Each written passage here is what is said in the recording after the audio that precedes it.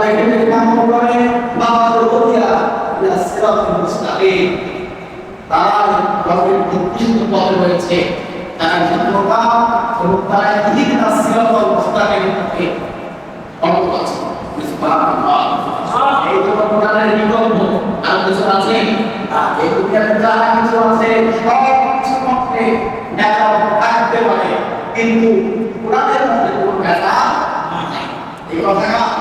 আল্লাহ ইমান ভঙ্গের এক নম্বর কারণ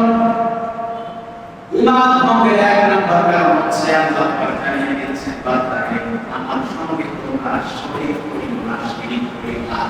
শিরিক করলে তার ইমান নষ্ট হয়ে যাচ্ছে থেকে যাচ্ছে আল্লাহ পাক বলেন ইন্নাল্লাহা লা ইয়াগফিরু আন ইউশরাকা বিহি ওয়া ইয়াগফিরু মা দুনা যালিকা লিমান ইয়াশা সূরা ইসরা 5 নম্বর সূরা 4 নম্বর সূরা 7 নম্বর কোরআন ইনশাআল্লাহ আল্লাহ পাক বলছেন ইন্নাল্লাহা লা ইয়াগফিরু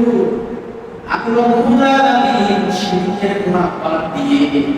বান্দাদেরকে যা ইচ্ছা ক্ষমা করে দিই কিন্তু শিরকের গুনাহ আমি রব্বুল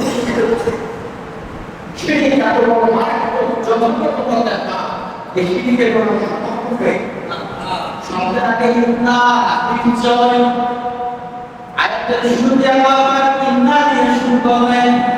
ইন্না মানে নিশ্চয় অবশ্যই কোনদিনও না কখনোই না আমি রব গ্যারান্টি দিয়ে বললাম ওদেরকে আমি ক্ষমা করব না তারা শিরিক করে আমি রবের সাথে ক্ষমা করব না